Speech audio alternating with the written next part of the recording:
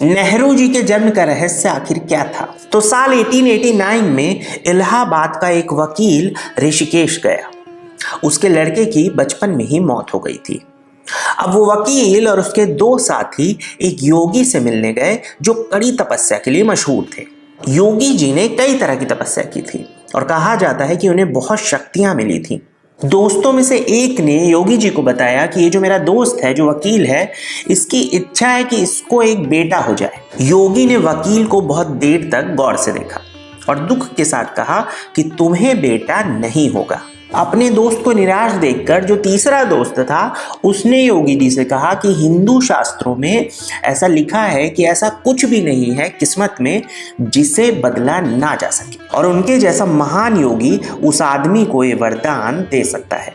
योगी जी ने तीनों दोस्तों को गौर से देखा और फिर अपने पीतल के घड़े में हाथ डाला और उसमें से उस वकील के ऊपर 3 बार जल छिड़का।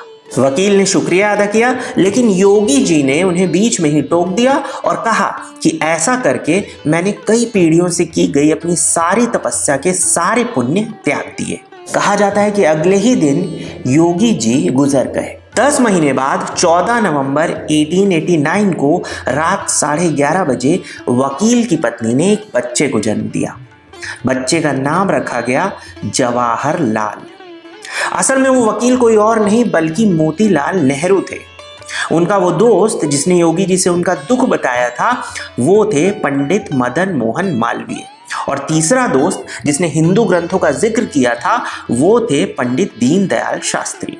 हालांकि नेहरू जी एक साइंटिफिक टेम्पर के आदमी थे और उन्होंने खुद को कभी भी किसी दैवीय शक्ति से जोड़कर नहीं देखा, ना ही इस किस्से को कभी ज्यादा महत्व दिया, और हमेशा विज्ञान के ऊपर ही जोर देते रहे। Subscribe for more.